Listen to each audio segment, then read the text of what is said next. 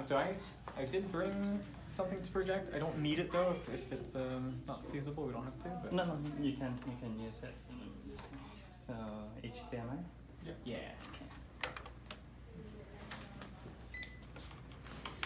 Lindsay, I might ask you mind like advancing the slides. Oh yeah, that's totally fine. You have to enable it because it doesn't enable it by default.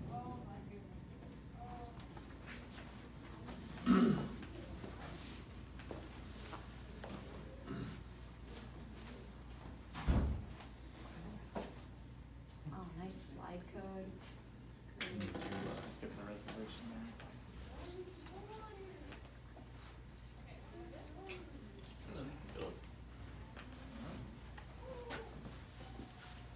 That might work.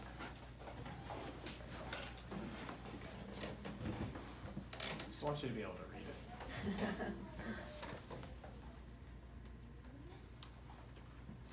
Where to go with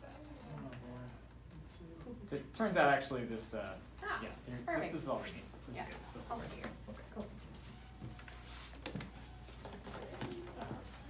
Hi, so I'm Stephen Foster. I'm the founder, one of the founders of ThoughtSTEM. ThoughtSTEM teaches a lot of after-school programs here in San Diego. At any given time, around about 50 of those. We also have software projects that teach coding, and we launch those online. So worldwide, we have maybe 100,000 customers. But most of what we do is in person here in San Diego, face-to-face with students. So we send people who are trained to teach and have computers and curriculum out to schools throughout San Diego, and they run after-school programs. But what I was going to actually do today is not talk too much about what we do, since it is professional development. I want to actually want to have a discussion. I haven't led a professional development like this before, but I'm going to try it. I have a bunch of questions, but maybe the most important one is I've told you kind of who I am, but I need to sort of know who you are before I lead the discussion. So I'm curious, how many of you are teachers, like K through 12? All right. How many of you are, I guess, work for a company sort of like Robolink or ThoughtSTEM, where you make some kind of product or service for teachers? Okay, cool. Are there any school administrators? Are there any general categories I didn't get?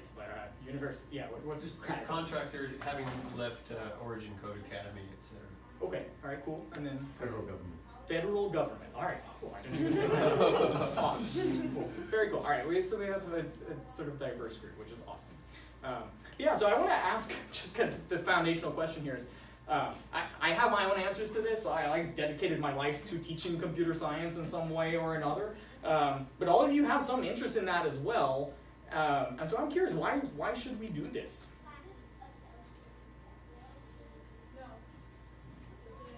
Teaches us how to think. Okay. Better ways of Okay. So if I'm going to paraphrase that, so why should we teach computer science to kids? It's because computer science teaches you how to think, so we're teaching kids how to think. Is that the argument there? It's different ways of thinking. Okay, I like that. Yeah, because I was going to counter, there are many ways to teach thinking. So would you mind sort of picking one thing that... But for example, the students at Origin Code Academy were challenged in a reverse sort of teaching. I want you to do something, I tell you to do something, but I don't tell you how to do it. And I challenge you to go sort of struggle with it for a bit. You come back to me, I help guide you a little bit. Maybe if you looked up whatever, see if you can whatever, so I guide you toward learning. Okay, all right, cool. Yeah, what else? Hi. Hey, what's up? I know. Y'all should have a seat. There are definitely a couple of chairs. Actually, we just got started, and I asked earlier just kind of how many people are teachers or educators. Do y'all happen to be teachers or educators? Now we're with Robo. Robolink? Okay, cool. No, Yeah. Robo 3D. Oh, so sorry, what was it? I missed Robo it. 3D. Robo 3D 3D. printing, yeah. 3D printer. Oh, awesome. Well, cool. Yeah. So I work for the Navy. I recruit engineers and scientists every year, Okay. and we have a major shortage of computer scientists and engineers. Okay. So the selfish reason is we we don't do something about it, we won't have enough scientists and engineers to come stop us. Right. So absolutely. So and there can be many answers to this question. Actually, I ask people this question a lot. I'm genuinely very curious about why people do want to teach computer science. I get a lot of different answers. This is a fantastic one, teaches you how to think, but also an economic need for sure. What else though? Yeah. A couple of reasons that I'm teaching computer science is it's fun. It's fun. Yeah. Fun for you or for them? Or? For me, and I try and make it fun for them also. Okay. I enjoy the challenge of trying to teach sometimes complex concepts and breaking them down in a way that my students can understand them. Okay. And trying to learn the concepts myself sometimes. And another reason is I got pretty good toys. Computer science. Right, sure. What grade do you teach? High school. High school. Which all high school? 9 Or- to 12, yeah. 9 through 12, okay. And so you say you teach it because it's fun, which I agree, but I'm curious, this is a little bit of a weird question, but like, did you choose to teach computer science? Like, was that, or did they ask you to, or how did? Oh, I chose it. I'm forcing my school to offer it. Okay, but are you, For me. all right, so that's fair, but are you forcing your school to offer it because you believe it's fun, or is there some deeper? Oh, and he said that we need more computer science people. Okay. And what he said that we need people experienced in computational thinking and solving problems with that sort of process that people who study computer science use to solve problems. For sure. So I'm seeing two categories of answers sort of emerge here. One is there's an economic need, like society needs people to learn this. And another is sort of a benefit to the individual student. It's either it's fun or it teaches them how to think. Obviously these are related things because teaching people how to think maybe makes them the desirable employees, so they're related, but I think we can still pull them apart and talk about them separately. But before we do, are there other categories, other reasons, anything other than benefit to the individual or benefit to economy? I think that, well, at least my computer science education was really bad. It almost turned me off. So I like doing computer science in college, so I figured there were better ways to teach it, and we're kind of all part of this wave that's being more creative about it. And it used to be, the realm of very nerdy people, and there'd be a certain stereotype for computer scientists. And I guess I feel like we're expanding that greatly, or at least for me, it's a place where I think I can expand it. For sure. Do you mind saying something about what the experience was that almost turned you off from it? Well, my first language was Java in 1996. Okay. And I remember them telling us to write a class on paper, and that couldn't be any further for what you might actually want to do in industry. Okay. And it was just not it wasn't taught like a mastery base, like learn a bit and get good at it and do like practical skills. It was all theoretical. Okay.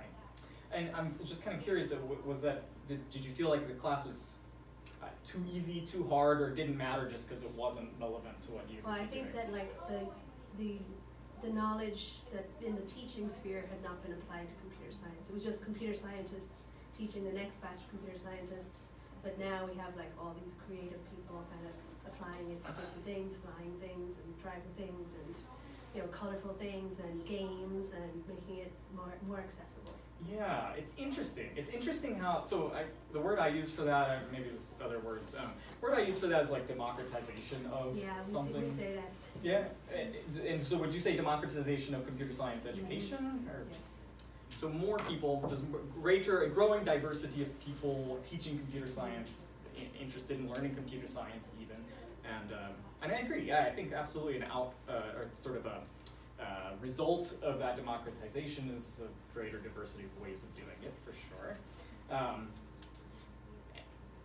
Is that good or bad? Let me just ask a foundational question. Actually, you probably have an opinion. I'll come back to you, but I'm curious, like, if anyone wants to respond to this idea that there's lots of ways to teach computer science, good or bad? Pros and cons. Can you repeat the question? The democratization is good or bad? I didn't phrase it well. You're right. Let me repeat it. So I took you to saying that it's kind of cool that there's lots of ways of teaching computer science now. They're fun. Actually, you called them toys, I think. And you're saying colorful, creative ways of teaching it. and I say good or bad, but obviously I'm being a little bit facetious. There are some obvious good things about that. You know, I wouldn't say that like more ways of doing stuff is bad. But what are let's evaluate that for a second. What challenges does it pose us now that there maybe are many ways of potentially teaching computer science? Lack of standards. Right. Yeah. Yeah. Do you feel that ever personally? Oh. Can you give a concrete example of where it comes up? Like Python has its own style guide. Java has some style guide, so camel case versus snake case. Okay.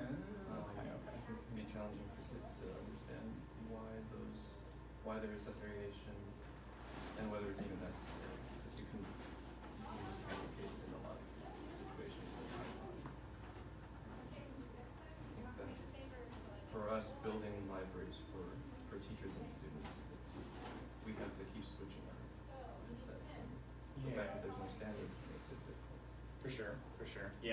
And we deal with the same kinds of issues as well. And I will, maybe this is a little bit pessimistic, but I don't know if there's ever gonna be standards. Like, it kind of seems like we're all here because computer science education is something that is kind of generally desired across America for sure, across the world. Like, it is growing, and when it grows, there will continue to be more sort of diverse people involved, which means there can be more and more viewpoints on how you code. It's going to be hard to standardize. You might come up with some standards within it, but my opinion is that we're going to end up with this like very rich coding ecosystems what we have now. And it's certainly gotten richer since I began coding many years ago. So what can we do? I mean, we could fight to standardize it. That's one idea, but I don't know what else. How else can we? Yeah. As a parent, I see the dangers. My experience with computer science in one of the schools that my kids went to was they had a teacher that didn't know anything about coding, and computer science at that school was, let me show you how to use PowerPoint and Word. So it wasn't computer programming, it was computer appreciation. Interesting. Actually, Lindsay, would you mind advancing the slide? Yeah. What is coding, or what is let's pretend the slide said what is computer science, because I think that's more relevant to what we're talking about. I think maybe in this room we'd agree that's probably not it. Maybe, I don't know, but it's hard to pin down what is the definition.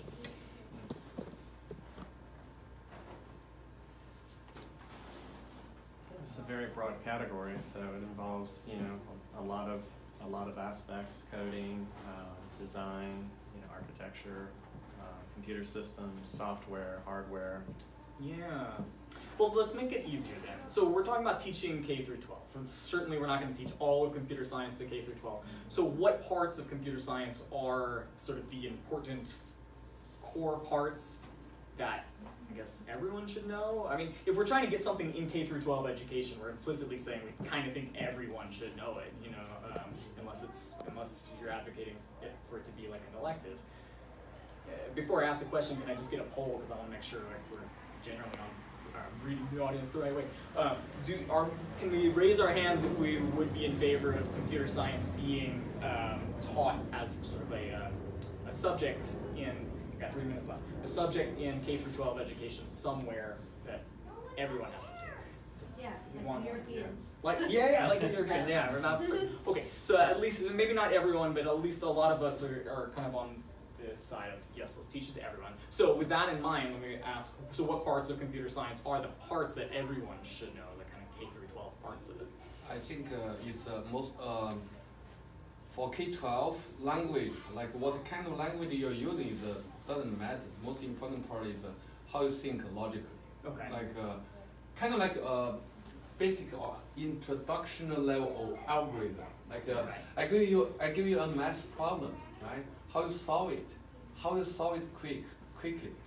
Something like, I think we should, my understanding is we shouldn't spend too much effort on like language, like all the grammars, how you write those programs, but I think we need to spend more efforts on how you think the problem, how you think in computer language, and how you solve the problem. Yeah. And so I think that's where a student can create, like make the creativity. For sure. Like Yeah, and different, like propose different approach to solve the same problem.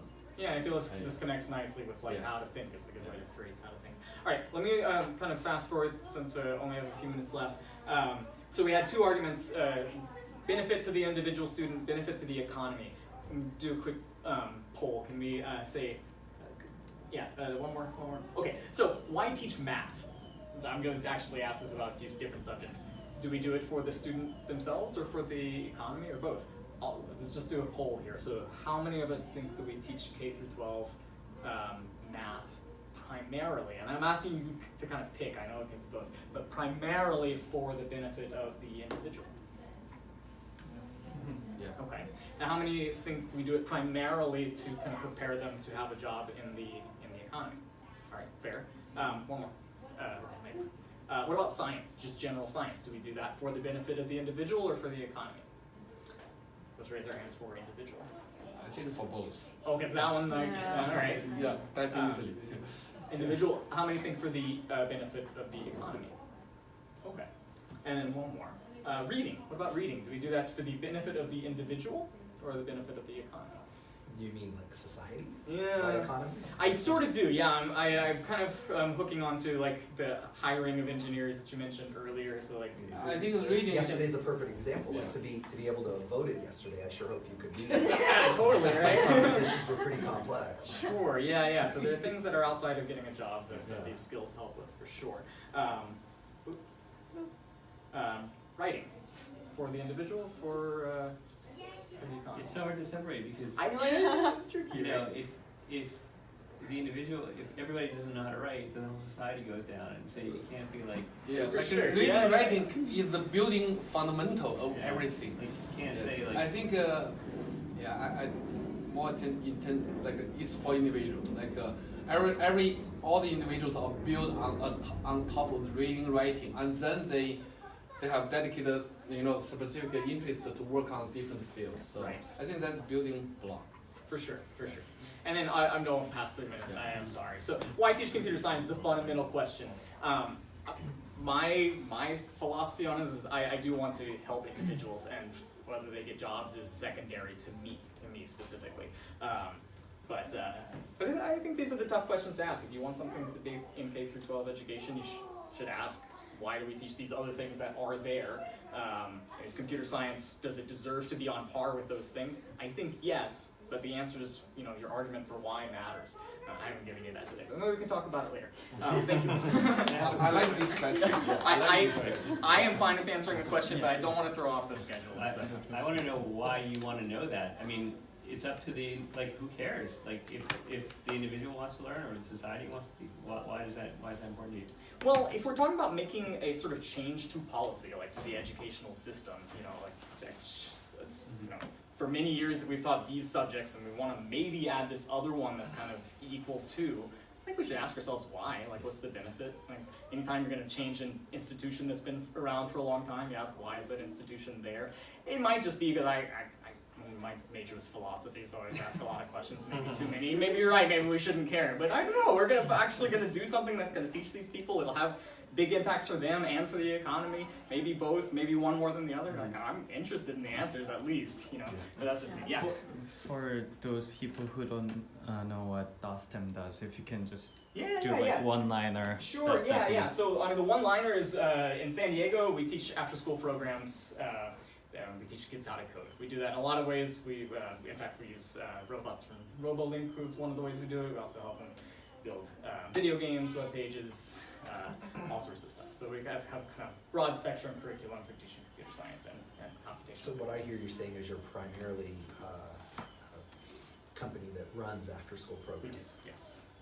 And honestly, we'd love to be in schools too, but like you said, it's hard to get into, and honestly, I don't care where we are as long as we're reaching kids, so that was the niche that we fit into. And I think one of your questions, I wanted to answer it by saying that in the state of California, we have just adopted K-12 standards. Yeah, I've been following the kind of evolution. I don't know if everybody has, but Yeah. as you're wrestling with that question, what we should teach in schools, a pretty smart group of people has already done that wrestling with it and convince the legislator to adopt those standards. Yeah, and it speaks directly to the question I kind of posed earlier, like, well, the computer science is big, what should we digest it down to? And I have read them, they are good, they're good standards, actually. They're not required yet, though, but we're moving in that direction as though. Is the standard defined or under development? These They're standards? finished. Is that finished? Yeah. So we can look at the sort of like some website. Yeah, there's absolutely a draft out there you can read through. Yeah, it's by grade level, it goes through. If there's some, I don't know if they're still working on it to the point where you could be like, I think something else should be in there, I'm not sure what the This is the stage public is. comment periods of. Yeah, it was a few months ago, so I think I'm not so. sure, but, if you have an interest in what's happening in the state, when it comes to computer science education, that's definitely Does something. that fall under a certain category, like NGSS or Common Core, or is it a new category? Well, I think it was in GSS, but I don't know. No, because those are national standards, so these are our own state standards. So it'll be another acronym then. Yeah, If it's approved. they're state of California standards, like, we haven't adopted, national standards for all the subjects, we've only adopted national standards for math and English through the Common Core and science through NGSS. But we're working on art standards of our own and still debating whether or not we should adopt the national art standards, and then we wrote our own for computer science. Gotcha, okay, I don't thanks. know the rest of the subjects. Good questions. Thank you all. Thank you. So next up is Robo. So you have 15. Piper? Piper. Oh, Yeah, no they got Piper. stomach flu. And so you have 15 minutes. We don't have like an actual presentation. We just we came because this was kind of an intro thing. I know some head faces in here. We've been around, just to give you a little background of us. Been around for about 6 years. Started building a 3D printer on a dining room table in Pacific Beach. My business partner was going to San Diego State University. Any Aztecs in here? No? I mean, okay. We were at San Diego State. He was building a prosthetic leg using 3D printing, using about a $100,000 machine, and we started designing our own. Launched it on Kickstarter, raised about 650 grand. Took our company and started building new products and selling them all over the world. It's been pretty fantastic ever since. I would say within the last year and a half, we've heavily pivoted towards education. So it's been one of our main focuses because we've seen such a positive impact in having 3D printing technology in the classroom. We acquired a company a couple months ago called mystemkits.com. And My STEM Kits is a K through 12 STEM curriculum. And every lesson within the curriculum, there's about 250 lessons, have 3D printable models that you can use to actually print out. So it's primarily geared towards math and science teachers using curriculum that you already teach in the classroom, except doing it in a new and exciting way by applying 3D printing technology to it. So if you're learning about the brain, 3D printing models of the brain, the different components of it, and teaching it in a new way gives a new learning experience for the actual students. It makes it more hands-on, collaborative. They can kind of follow along with it, do worksheets as they're learning about it, and you can also use 3D printing. What we found is the way the platform is kind of designed is that it's like a one-click print thing, because we found it's very difficult to introduce 3D printing in the classroom. Does anyone use 3D printers currently in the classroom? Cool, okay, so there's quite a bit. So for you all, you understand how 3D printers work. For the mass majority of the population of teachers, it's not a very easy technology to adopt or learn. So what we're trying to do with this platform is get the teachers excited about it. That's why it's all one-click printable and all the lessons are already there for you. Once we kind of get them into it and get them excited about it, what we're going to start introducing is more design lessons and things like that, that actually the teacher can start getting the students to design problems or solve problems or design project-based challenges and things like that into the curriculum. So we're gonna take them from beginner to advanced. That's our goal with the teachers, and the students will obviously benefit from that as well, being able to design. So we're really excited about that platform. I'm curious if any of you can share some of the stuff you're doing in the classroom with the 3D printers. Anyone? Actually, I have a question first, Yes. and then I'll share. Yes, of course.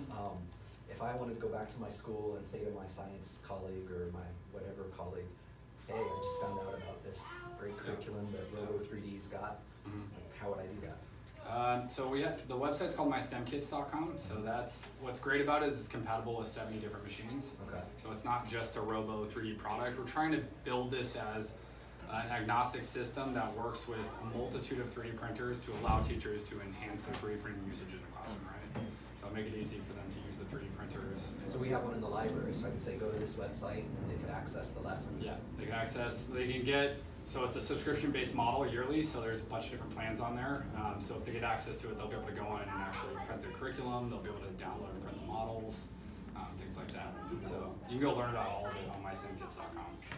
Yeah.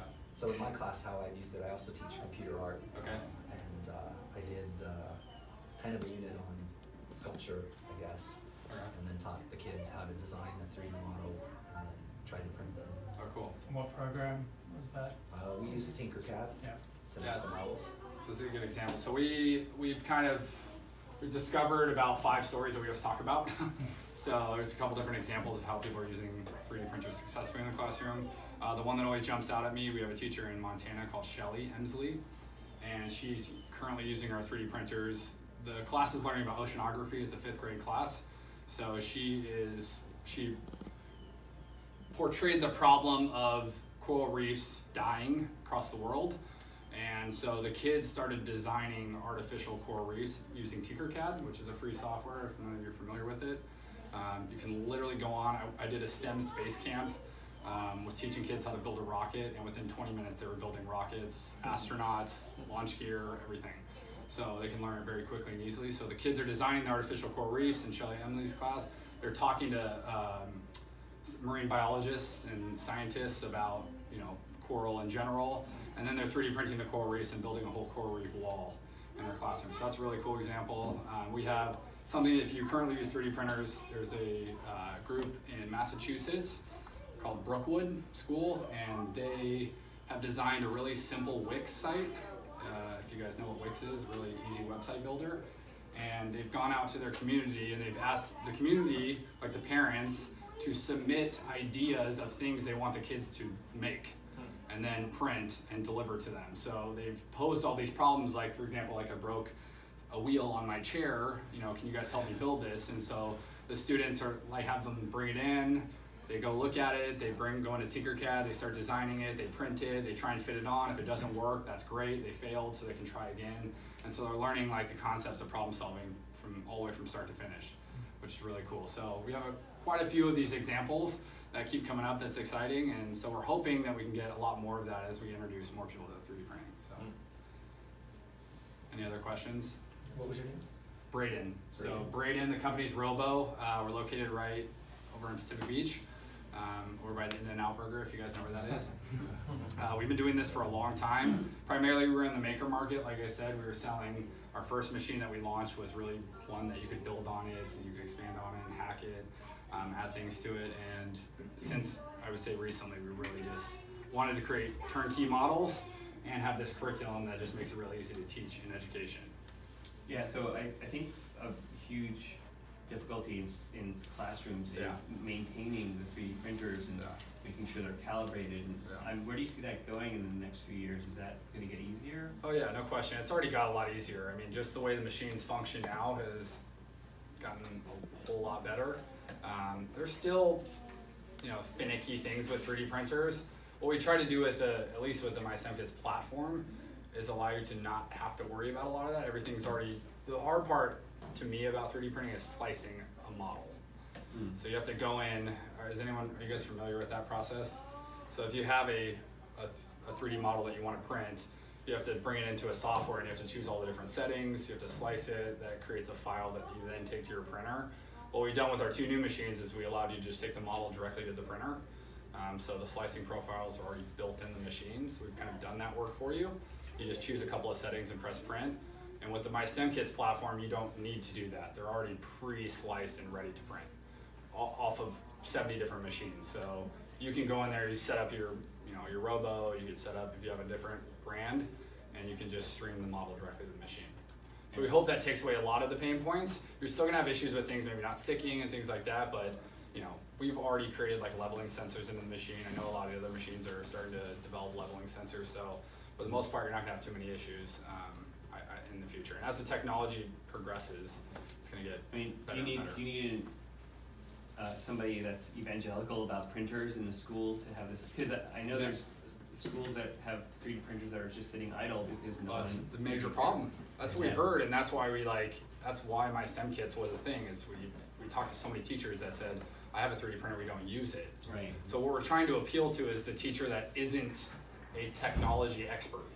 We want teachers to go up, like be able to use this platform, be like, oh, I want to print this, go on the platform. If you actually walk through it, for example, if I want to print a piece of the brain in the brain lesson, you click into it and it opens up a box and your printers are displayed if they're on the Wi-Fi network, and you click one of them and the model just sends it directly to the printer. So you don't need to learn all the basics of the technology to actually be able to use it.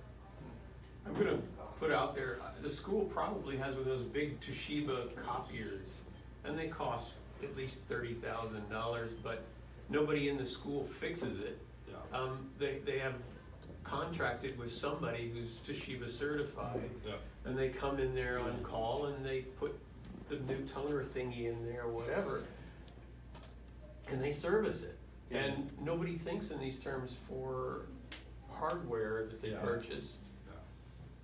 Maybe. I think that's maybe also a something function of like the price point. I mean, Yeah. the price of 3D printers has tumbled. You can Yeah. pick one up for $200 now. Yeah. So there's not that attachment to trying to get it fixed and up and running if it's a $30,000 machine. So, but the point's completely valid. Yeah. I was just, I think there's one more question here. Yeah, before I jump. Ryan's with Robo too, so he's, go ahead, do you have a question? So I wanted to share my experience with my own printer, and Yeah. it goes along with what he was saying. Like, someone bought it for me. And they're Yeah. like, do you want a 3D printer, or can we house a 3D printer in your room? Yeah. And you don't say no. Yeah. And someone came in and taught some after school thing on how to use it, and then they kind of forgot about it. And Yeah. it was sitting in my room, and so I'm like, well, what are we gonna do with it? Yeah. And it worked for about a semester. Yeah. And it jammed printing, and I couldn't fix it, and then Do you- at the time or the know-how to fix Is it. it currently working or is it currently jammed? Yeah, it's jammed. It's currently jammed, And, okay. and slightly taken apart because I Okay. got that far. I was gonna say, I would love for you to check, like, you could demo my STEM kit so you can see. Right. Well, we have another one. Yeah, The okay. library bought one. Okay. And it was kind of the same thing, that someone identified a pot of money and said, we want to put these in every school. And it's exactly what you were just saying, that's sitting there. But there's not, when we purchase these, there's nobody with the expertise in the Yeah. district Yeah. to fix it. We have a budget crisis now, so no one's gonna spend any money Yeah. towards fixing it. And so Yeah. that's sort of been our hurdle. And I think one of the big hurdles is the content is so spread out right now. Like, if you wanna use it in education, there's multiple different websites, multiple areas where you can find content to print. There's a lot out there, definitely. Like, when we started, you had to know how to design in order to 3D print something. Now there's millions of models online. I mean, you literally can go on there and type an iPhone, and there's 10,000 cases that you can design for every different model under the sun, right? So that content all already exists. It's just access to it. And I do have to say, I'm pretty excited about my STEM kit. And Yeah. like, plan on going back and sharing it with some colleagues and being like, hey, look, you should, check this out, or Yeah, because show them some lessons that they could use. it's a reason for it to never sit idle, right? If as long as it's working, Right. that's step one. But that allows you to go, okay, what are we learning today? Are we learning about DNA? Are we learning about, it's a lot of different math and science lessons? Go in there and browse the platform and find something you want and print it. Yeah, and then and within each lesson there is a really detailed step-by-step teacher instruction guide, so the teacher can actually, it's all laid out. It's really, I would say, almost idiot-proof. It's a wonderful introduction for bringing technology into, trying to create an engaging lesson plan. I think a lot of it, especially with 3D print, one thing I love about the technology is not only like, are we solving the solution for like STEM and 3D printing, but we really can see 3D printing positively affect a ton of different products used in the classroom. So if you're using Robolink, different robots, making design challenges for the students to 3D print housing for it and simple things like that allows them to use the technology in so many different ways. We're just trying to we want teachers to get excited about it much more. So my STEM Kids is a way for them to get excited and use it, and we think a lot of benefits will come from them being excited. So that's sort of our mindset. So, Do you get any pushback for like subscription model from schools? Yeah, of course, yeah. Yeah, it's the subscription model, we're gonna be constantly putting new stuff onto the platform. We already have another like 50 lessons and kits going into it over the next year. So it's gonna continuously grow, but we're learning about, we've never been a subscription-based business, we've been a hardware business. So we're learning a lot about the subscription side. It seems like people believe the value is going to be worth it for them. So we haven't had too much pushback in terms of the subscription system, but I don't think we have enough knowledge on it yet to understand the complexities of it. And so are you thinking more like a month-to-month credit card type of subscription? My understanding is like annual. It's an annual, Yeah, it's annual up front. Yeah. So it is still sort of like a one-off purchase. Yeah. So we are finding we've got a renewal curve, and we only acquired this business in August. Yeah. So we've inherited existing schools, and it's like we're going through the sales process again just to get the renewal. So it's not, whilst it should be as sticky, it's not that consistent sort of consumer type of thing where it just rolls over year on year. The exciting thing is that we're seeing a lot of teachers use it successfully in the classroom, which is really cool. That's why we got so excited about it and wanted to acquire it. And so we're hoping to, it mainly was in Florida. It was developed by, a lot of the lessons were developed by Florida State University. They have a research university called FCR-STEM. So that's where they were developed, and then all the models associated with them were developed by the company MyStemKids. And so the two together were really pushed all over the state of Florida, and I would say Atlanta. And now we've already taken it to 12 more states, and we're going to continue expanding it. So pretty excited about it. So yeah, thank you guys for having me. Yeah. So I can see how it's like natural fit to get into education, but then my understanding is like Robo at one point you guys were best-selling 3D printer on Amazon. Yeah. You guys had like, I don't know, full scale launch at Best Buy or something like that. We did a lot of retail. Yeah, so it seems like the full pivot seems like kind of hard decision for you. Just curious, why not do both, and then why do the full pivot? No, I don't think it's a full pivot. So most of what we're selling is bundles of both the software and the hardware, and we're still pushing the hardware, to consumers, and but we're starting to just carve our niche in education because we see the biggest long-term impact there. So it's going to be a very slow-moving pivot for us. We're still going to cater towards the business. The problem is like when we're competing in the consumer space, especially on the Amazon and stuff, we just found so many competitors overseas flooding into the market and releasing rather decent units at the $200, $300 price point range. To the outside market, they don't understand all the differences, and we don't have enough money to explain all the differences. So we're in this very unique problem where we would put this beautiful design out, we put all the beautiful features, and most people were just price conscious, like, oh, I want to try the tech. And so people would purchase the lower end models and potentially have a bad experience with it and wouldn't come back to 3D printing. So we said, maybe this isn't the right space now, it's shifted too much. We had to start making a kind of a difference in where we were going to go. Yeah. So that was our move into education. But like I said, I'm really excited because I've seen the positive impact it's had, especially with the kids. So I'm hoping that we can continue to not only bring the software platform, but the printers we want to keep pushing into education as well, and keep introducing new and exciting things for kids to do with 3D modeling and 3D printing. So yes, thank you guys so much for having us.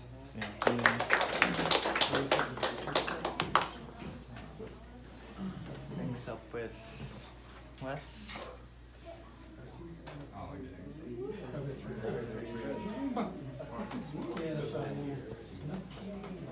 Oh, nice, just hangs on it.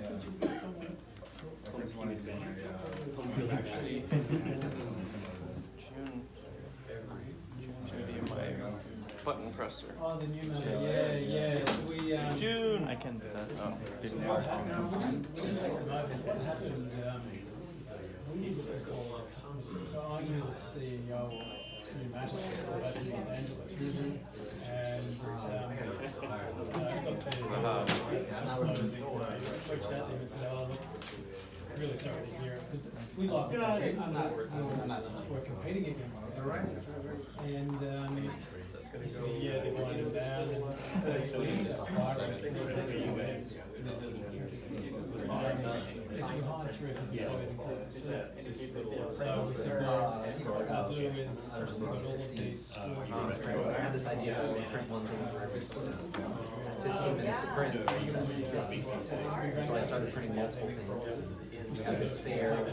one of my students designed token for people who did want some fair in the middle of printing one of these tokens at James. I was never able to make it off.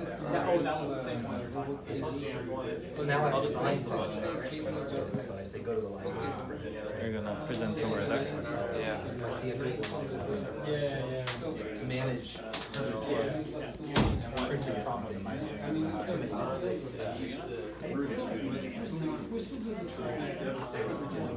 mean, it's such a new technology. You really have to know how it works and how to like maintain it. Think about how it finished.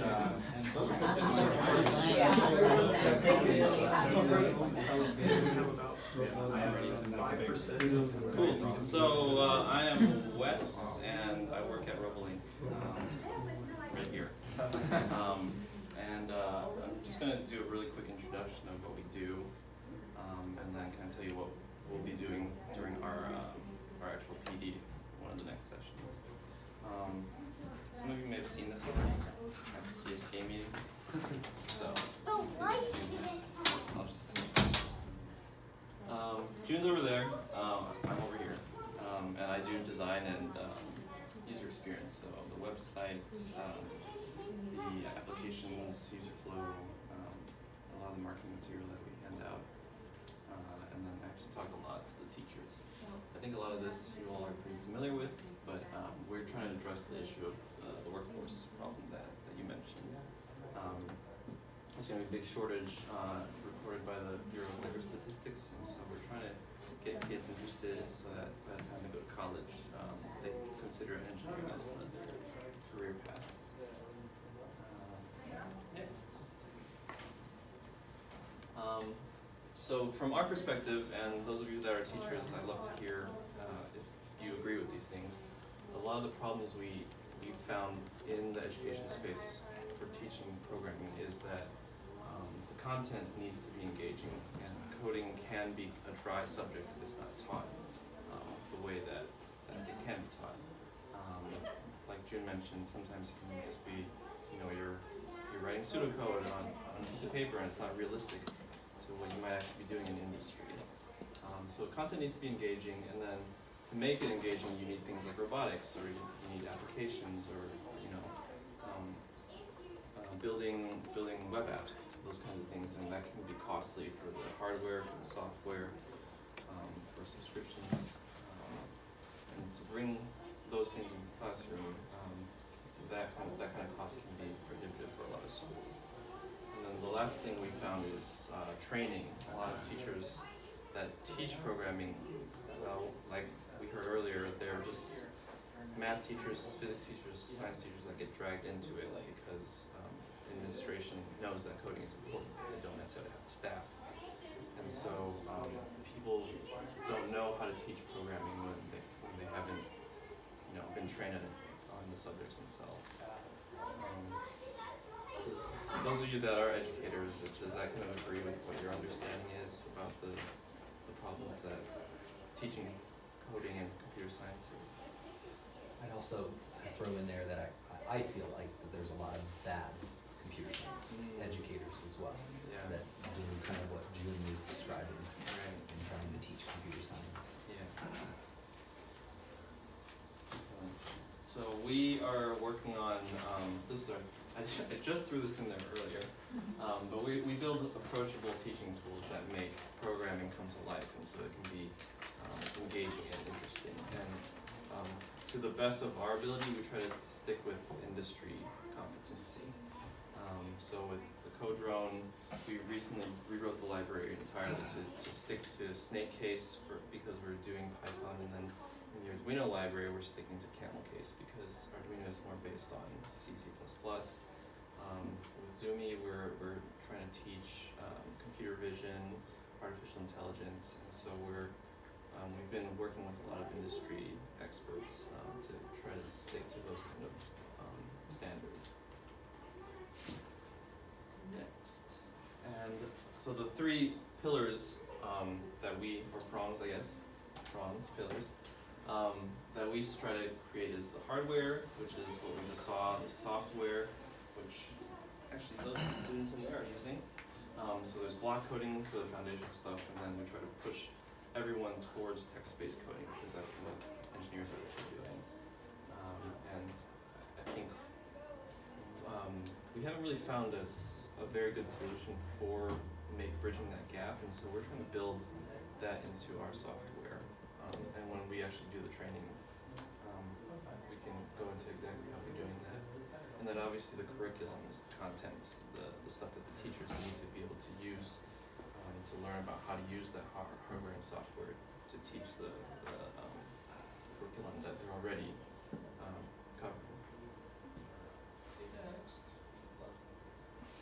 On our platform, we're using one of our partners that we're partnered with. We're using the platform to have a bunch of tutorials here, and within those tutorials we have actual lessons, lesson plans. So if you click into one of these on the next slide, you can actually see the standards. Oh, it's a little off the screen, but the standards are listed here for NGSS, CSTA, SD, and Common Core.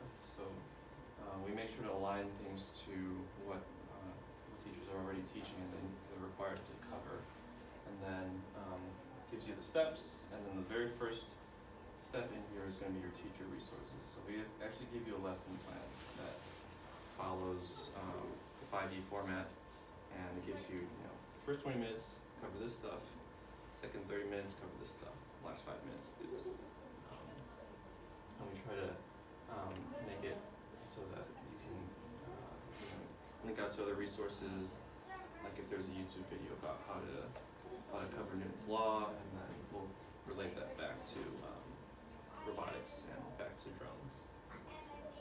And then in here, next slide, is an example of an actual lesson plan that Kristen, our Director of Education, and so you can see here ELA, and I think there's another shot of further down. Got ELA here, NGSS, CSTA, SD. Next. So we want to, this is a little bit dramatized, but we want to also have kids think about competitions and have goal-oriented tasks. So we try to put together competitions for all of our students, so that if they want to, they can participate in these competitions and think about how do they, accomplish navigating through an obstacle, or moving certain objects, or building their robot to be heavy enough to be able to push another robot out of the arena, those kind of things. And so we're different in that we've built our products to think about the classroom. A lot of times we have drones or robots in the classroom that are toys first, and then they've repurposed them to be educational products. And so we try to do the opposite, where we think about what can the student learn from the product as we're building it. Especially with Zoomy, we've built it from the ground up to be an educational product very early on. And then we've got students here, of course. You can see they're not just a way to teach students, but it's also a way for us to test our products out and be beta testers in the classroom, and that really helps inform us on how to design our products. The drone, for example, is the only drone that we're aware of that was built with the classroom in mind. And then Zoomy, we're hoping, is going to be the first product that teaches self-driving car technology in the classroom. One question for the drone. So I think for the drone part is there are lots of very complex math, like basically how to control, right? Yeah. Do all the calculations. For those level of students, the curriculums teach them how to do coding for this kind of math problem, or what coding part they do? So it doesn't get as complex as saying how is it going to balance? Yeah, balance all the angles calculations. Yeah. So essentially, a lot of it's simple enough where you're telling the drone, I want to give the drone 70% pitch power. Yeah. And then all that calculation does happen on board in the firmware. To get to that level, we don't have content to cover that kind of stuff yet, but we do have. It's essentially dead reckoning.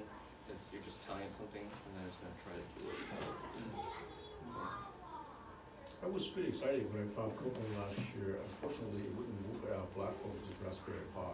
Oh yeah. So that's the thing that we would love to do it, but it won't work with Raspberry Pi for some reason. And then the other thing, especially because we're doing meetup here, is we're local, so we like to be a little do a little extra help for those of us that are in San Diego. So if people need to like get extra parts, it's a lot easier to just come by and pick the parts up, or you know, we can do a presentation at schools. We're definitely willing to do that kind of stuff. One more question, Yeah. sorry. So I think maybe for Hansel, so last time I talked with you, so you're also working on some robotics competition locally or maybe nationally, so how is that going? So next April we got into actually full Fullerton School District, so the entire school district adopted our Codron. So that's actually like one of the first things that we are starting. And then right now we're actually getting some of the partners up in Bay Area to host our competitions as well. So it's slowly moving, but the Fullerton competition is called Robot Nation.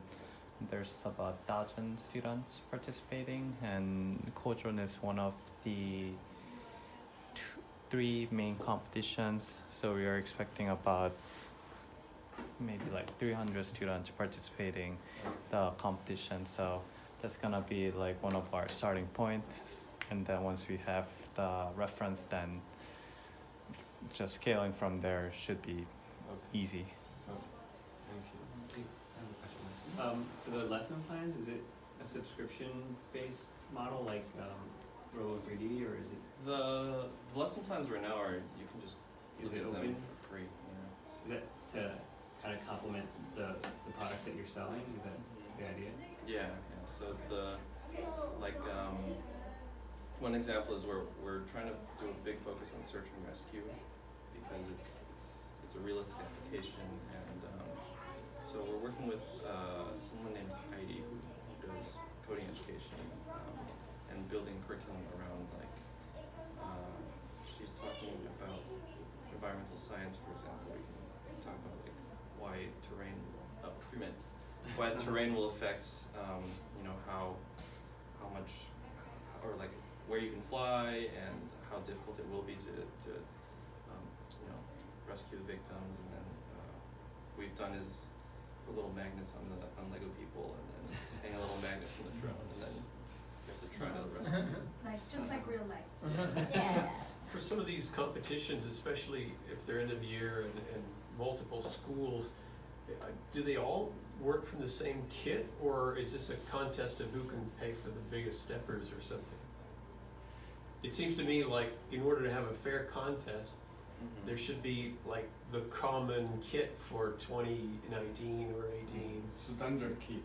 Well, everybody, all the schools, you would use this kit, and you can drift a small amount from that. But here's the core kit, go for it. Here's what we expect. Here's the challenge.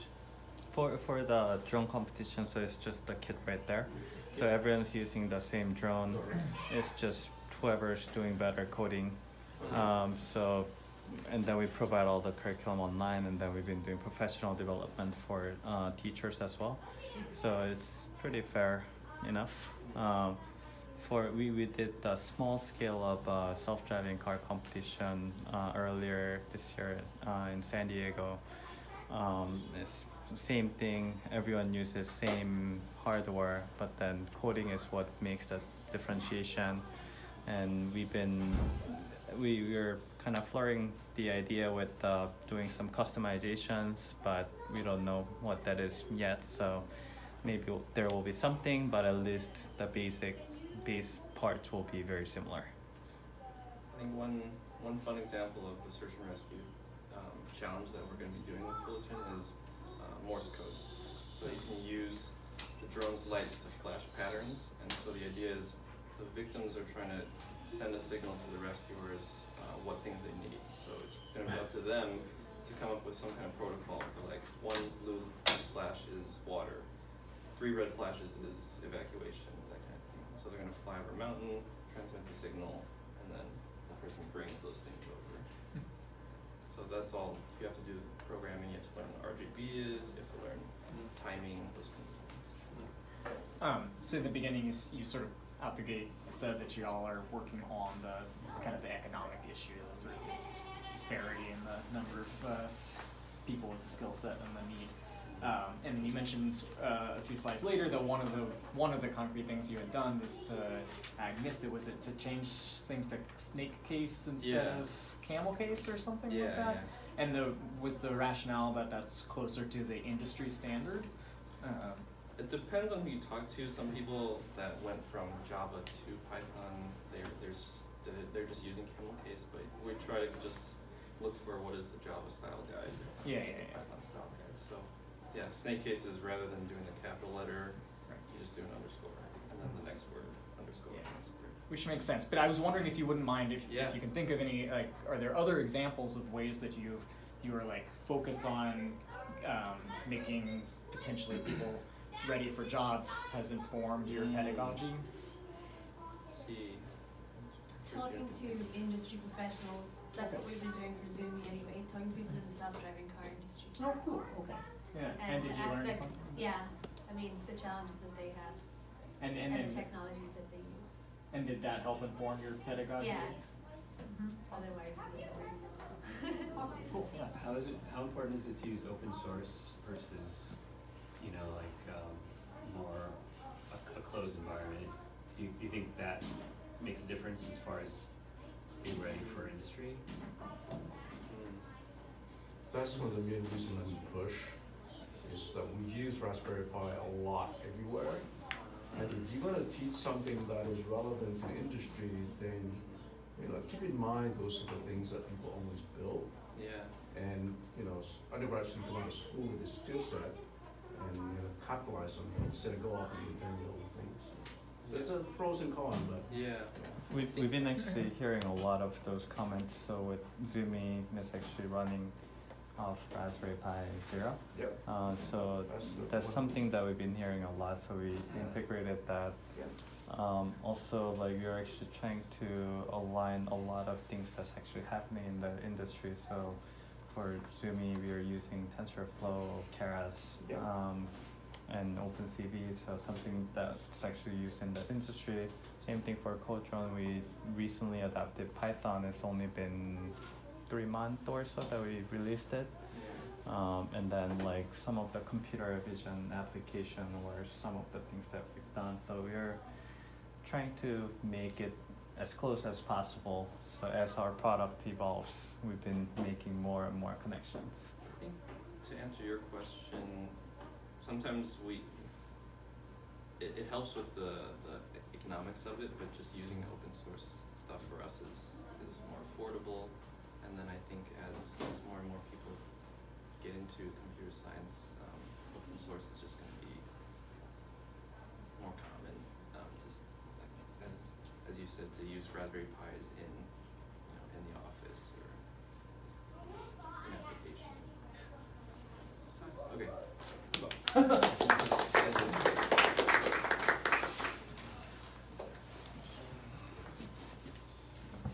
I'm going to speak first, and then I'm going to sit back down and then show the software. I think that's probably the best way to do it. So you can hook it up at your leisure.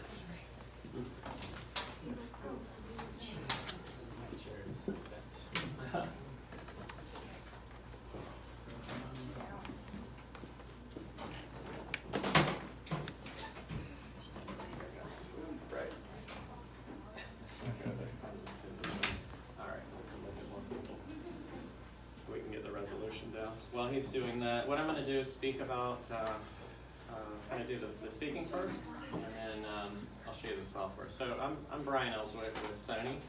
work right in Rancho Bernardo, and we have a new STEM product called Koov. You may or may not have heard of it, but it's been out in about 6 months in the US market. Prior to that, we've sold it in Japan and China for about 1.5 years now. I've got some flyers on it, my cards, so and a design here that you can play with afterwards, see if you get bit or not by the alligator. So Koov is a coding and robotics kit. It teaches kids STEM education for elementary and middle schools. So grades 3 to 8 is what we target, as long as their age is 8 and up. And hopefully I don't have anything personal up there.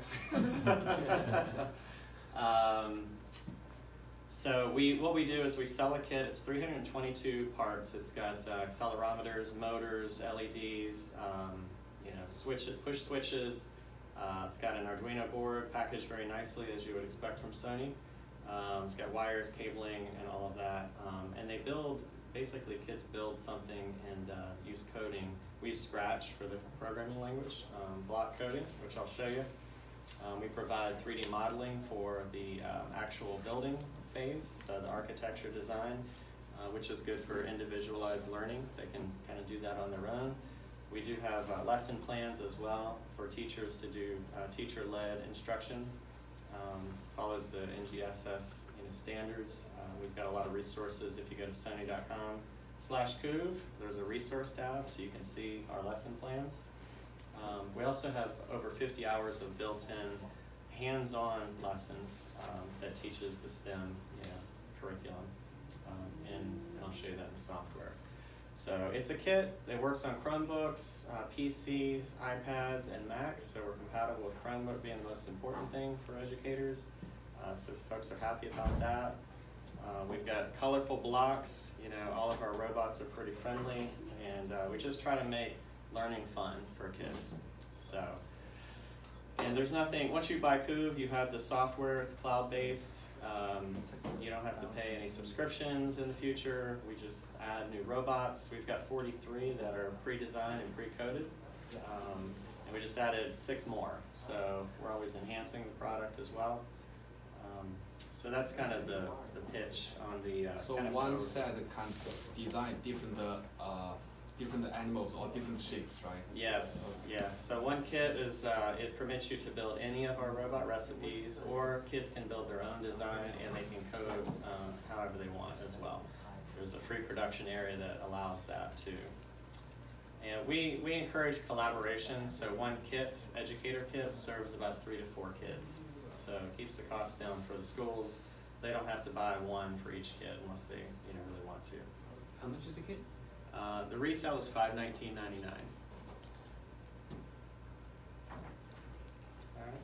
Any other questions? I'm going to show you the software, and if you think of anything, of course you can ask. Let me grab this, just because there's a little navigation involved here. So we have this screen, which is kind of the main screen of the software. Kids and teachers are allowed to build their own avatars. We're fully COPPA compliant, the Child Privacy and Protection Act, so we don't allow any personally identifiable information of children to be on the site. That's why we have randomized names. And on the Koov community, which I'll show you, you might see a hand of a child or something like that at most. We've got 3 modules. Most of the screen is clipping out, but let me just kind of give you just a little bit of an overview. So we've got 4 subsections in here.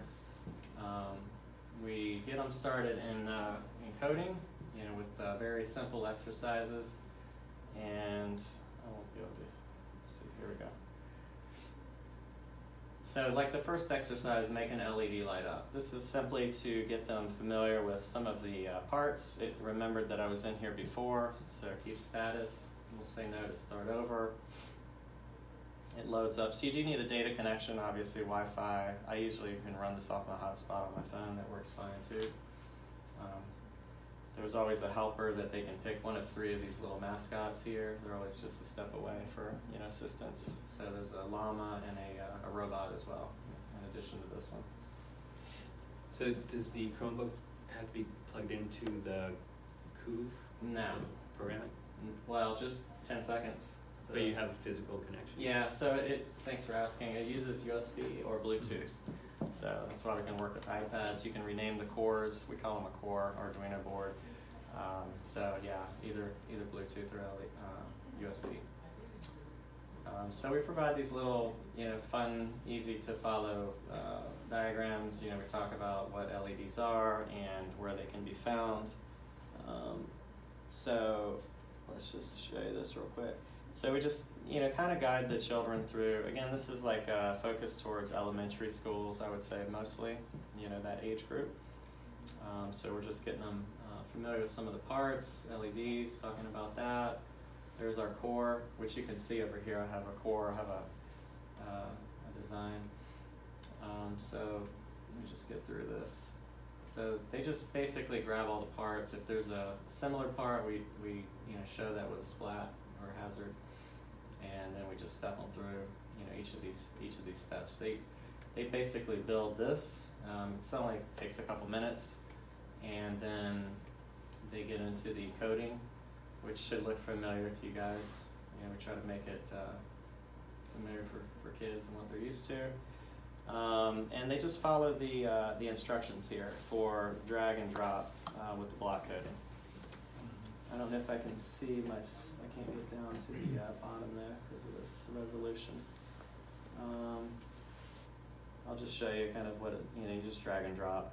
If you do the wrong thing, which I did, then it'll tell you to check your work.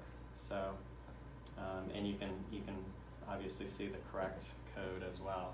And we have kind of a high-level compiler too. If they're building their own code, it'll stop at the step that they have a fault, so they can check their work. So that's another unique thing about Koov. Is it run on the computer, or does it run over there? Like when it stops, what does that mean? When it's running on there, it stops on a line and then communicates back to the computer? Yeah, you can see it stepping through the code step by step. It highlights, right, and then it'll stop if they're doing their own code, and where there's an error, if there is an error.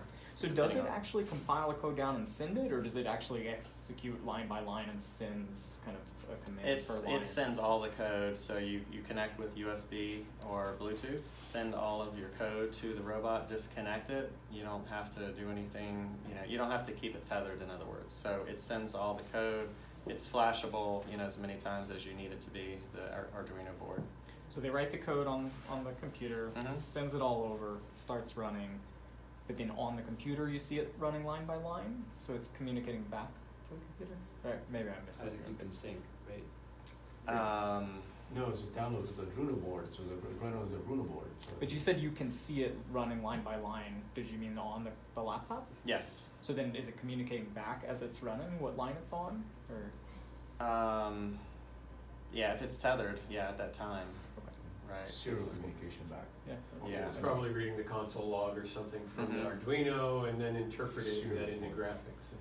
Right. But you need that connection to be maintained. Right. You need the USB cable for it to go back to the serial port. Yeah. Right. Yeah. I mean, you just want the code to work initially. Once you get through that troubleshooting phase, you disconnect it. While you send it, then you disconnect it. Then you have a working robot. Right. Yeah. So. I'm going to show you the robot recipes. This is our repository of 43 robots that we provide instructions on. So these are all kind of cute. Some require code, some don't. We put difficulty levels on here under each, right? So they can, if a teacher wants to do something that's quick, they can pick something that's more simple, something more complex like this HIPAA. This takes a little bit longer, but I just want to show you what the 3D modeling looks like. We'll start that over. Is the code only block-based code, or can you use, It's text? block-based, yeah. So we're going to open it up where they can see the syntax, but they won't be able to, do that level of programming with syntax. It's drag and drop block coding. We'd have to redesign, a bunch of things. Maybe down the line we might. Yeah. So. Again, they would just take all these parts are in one Koov. We have one SKU, so it makes it simple. And then connect the cables. Once you get past this screen, this is where the 3D modeling takes place, which is kind of cool. So you can turn this in any direction and enlarge it. pause it. And all the steps are this way, so it's pretty easy to follow for students. Alright, so I just wanted to show you that. We get a lot of rave reviews for that feature people like that. So you go through all of the 62 steps, you build your hippo, which is going to look like this, hopefully. Right? And the hippo actually is, it's, you know, again, a bunch of code. I'll show you the code. It acts very erratic. You know, it'll just sit there for a while, then it'll just start moving around, lifting its leg, you know, moving forward. So it's pretty funny. So it'll load the code here.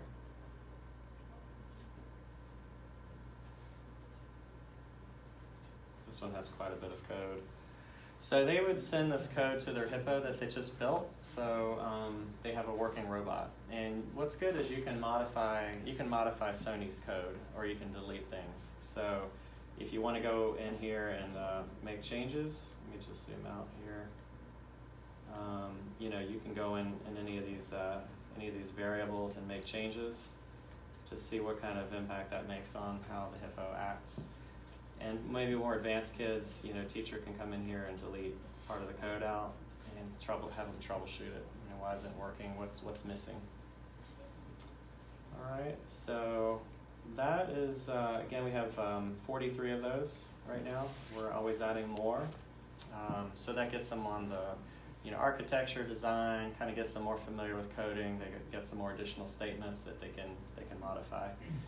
This area is where they get a little bit more advanced, so you'll see a lot of students in China and Japan in their free production area, since we've been selling it a year longer there. So they've been uploading their own creations to the space. There's hundreds and hundreds of these designs in here. They get ranked by their peers, you know, they get elevated to the gold, silver, and bronze status. All right, so that's kind of cool. And I'll just go into one of these. We'll just pick one at random here. And it's in Chinese. So we do have a translator. It's, you know, a rough approximation of English, right? Here's your books. Yeah, so we'll just play this one here, see what it does. Turn my volume up.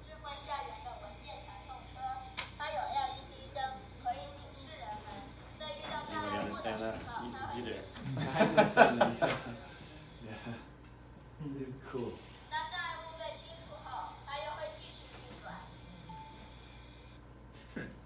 Do you know, what were they saying? I hate these playing, so it's moving, then stops, and yeah, something. Okay, thank you. And also LED lights, so. Yeah. So again, the free production area, you can make robots with or without code on here. You don't have to share it, but a lot of students obviously like to share their work and they're proud of it. They can also follow each other. So if you go in, say, we'll just go into maybe this one here. You can see their handle, which is again a kind of a random thing. The ID, so no personal names here. Following 35 people and being followed. That's their mascot. That's the llama I was talking about. And then you can see all the other things they've built under here. So they've done, you know, a bunch of other stuff. Are those gears part of the kit, or are they like compatible with other? Which gears are you? At the very top, I think. Are they white? Yeah. Yeah, we provide, I think it's 4 of these different sizes. So I know there's a lot more gears that are possible, but we have kind of an intro set on the gears. We wanted to include enough parts to cover everything, photoreflectors, you know, and all those things. If you grab a flyer, it has all the parts that we have in a kit, so you can see that. And you said the kit's like around $520.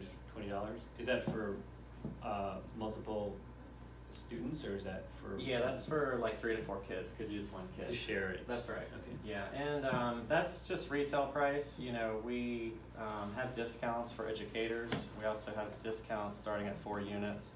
So there are other discounts and promos. So, but you know, Sony has a MSRP like all big companies do. Yes, 2 minutes. Okay.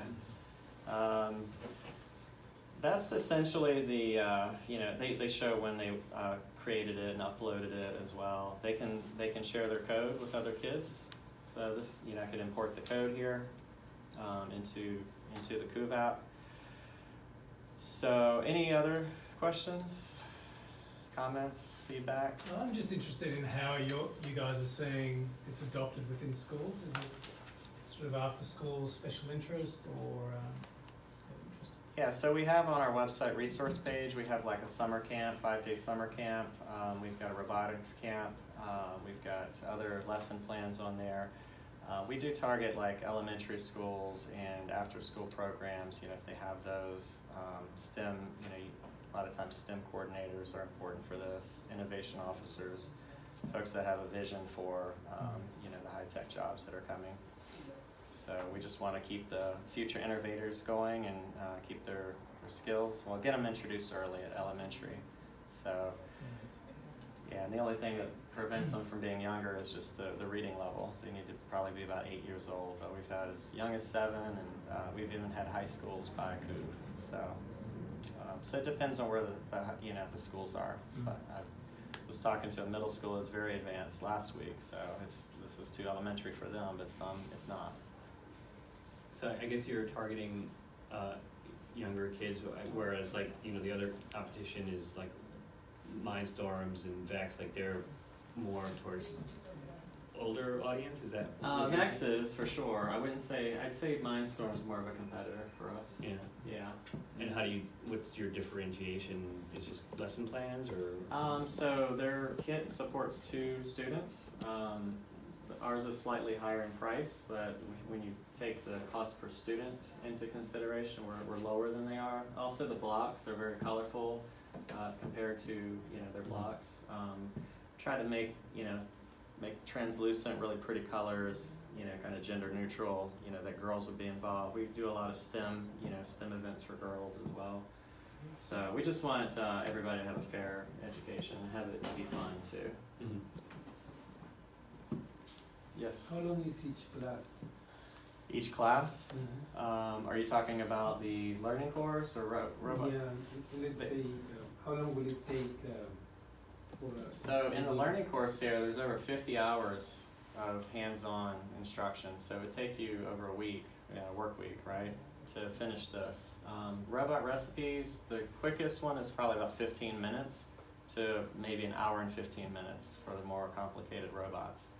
We just added a section here with these quick recipes, which involves coding, but for a more simple robot. So they can do the building very fast, then they have to come up with the coding to make it work. So like the angry snake here, it has the same 3D modeling and all the same instructions, but we don't provide the code like we do on the robot recipes. So they have to figure out how to make it work. So we've got kind of everything from intro to more advanced, within the app, and we try to make it flexible in as many ways as possible. Anything else? All right. Well, you can come over. After we're ending, so you can play with the alligator, see if you get bit. It's a 1 in 3 chance. It's totally random, controlled by code. So all the robots are, just try to make them fun like that. So thanks for your time. Appreciate it. Do you already have some summer or winter camps for this program? Yes, summer camp. Yeah. Where you hosted this summer camp? So maybe up to the teacher. We're not hosting it. We provide the lessons and the material, and then the teacher can run it however they want. Oh, okay. Yeah, integrate it to the schedule. For your summer camps, do you still stick to those ratios, like a kit for like 3 students? Mm-hmm. Yeah. Yeah, 4 max, but 3 is a good number for a kit. So do they like build together, or they just take turns? Yes, they revert. They have roles. Like somebody's an organizer, somebody's a builder, quality inspection, and a coder. Those are 4 good roles to have, and then they can change up. So they're not hogging one role. So yeah, we just encourage collaboration like that. Yeah. So. And feel free to talk to me afterwards if you have more questions. I know I'm over now. Yeah, thank you all for coming today. Could I have a minute too? Sure, yeah. I wanted to introduce myself because some of you came in after I'd already done that. My name is Daniel Pearson, and I'm one of the board members of the San Diego Computer Science Teachers Association. And I met Wes, I don't know, a few months ago? Yeah. Maybe? We had like a robotics meetup on a weekend where I just wanted to give people a chance to play with different robots that people are using in education so that, you know, we can be a little bit more experienced in making our decisions or whatever. And he brought the co-drone and I'm like, okay, can I get that for my birthday? So Christmas is coming up, we'll see. But we have a Computer Science Teachers Association meeting coming up on November 29th. And you're all more than welcome to attend. It's not just for teachers. We're trying to make connections, the whole spectrum of education and with university. We're a relatively new board. We've been in existence for about a year and a half, though there's been a San Diego chapter that was languishing for several years. We'd have a meeting once a year and it'd be the same 20 people. We're averaging, I'd say, over 50 people at our meetings now. We typically meet at a brewery. This meeting coming up is at UCSD at the Supercomputer Center. We'll have catered food. So that's been our draw, that like we've been serving people food. And then you can buy your own beer. Though at the first two meetings last year, we did have tokens. So we actually had a beer sponsor for the first meeting. The second one we had, that was like bring your own, and there was plenty. My colleagues seem to be highly motivated by alcohol, so it works. I think we have a pretty packed agenda for this meeting. I'm meeting with them tomorrow, my colleagues, to figure out what we're doing. I think most of what you're doing would be great to share with the people that are coming to the meetings. And I'd love to facilitate that for you, if that's possible in some way. And then I'd like to have another event similar to what we did last year, where we really give people a chance to just get hands-on and try the different things that, for me, they're toys, like the different toys that we're all, talking about using in technology, or actually work with the curriculum or whatever, and give people more of an opportunity to do it. As a high school teacher, I'm a little overworked and not very good at planning stuff like this.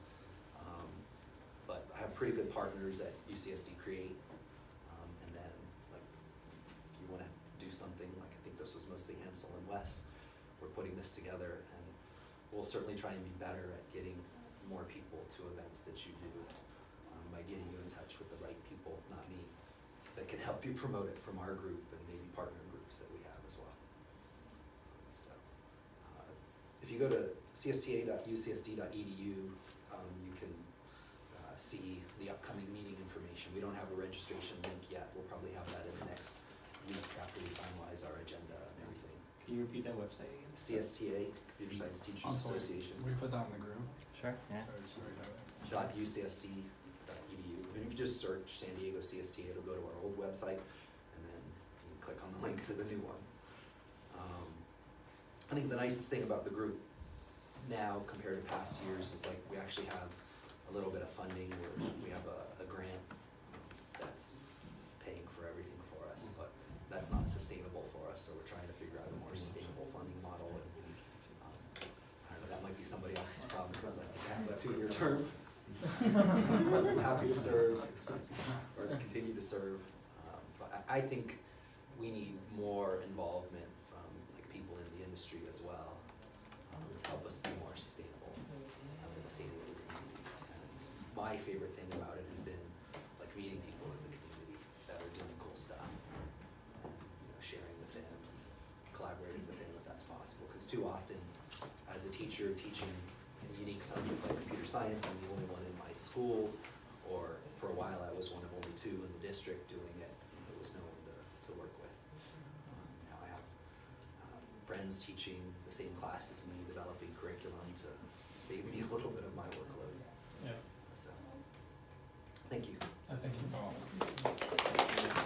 So, yeah, thank you all for coming. As I mentioned in the beginning of the meeting today, I think there are some world-class STEM companies in town, and then I think we should make sure to utilize our resources together and I'm hoping in like a couple months or a few months we can just kind of, collaborate together to, maybe if the outcome might be okay, we are getting into some of the San Diego school district together, or we can definitely help out each other. Oh, we need some help with the manufacturing. We need some influencers in education, and I'm hoping we can utilize this network to, actually get what we want as well. So we'll be sending more announcements on upcoming professional development. So it could be December or January, and next time it'll be like one of our companies actually doing full on professional development, so that maybe it might be touching like product and doing things, or maybe learning 3D printing, maybe learning coding and playing with the Minecraft modding. We don't know what that is, but we'll make an announcement, and then if you have any feedback about, today was our first time doing this, so if there's any feedback, please let us know. You can reach me at after this meeting, or you can just put it directly on the meetup as well. So thank you very much for coming. Thank you. Ido also runs Scratch Day, by the way, if you guys are interested in participating. He's been running it for 4 years? Well, two in San Diego. This is going to be our third year. A third year, okay. I've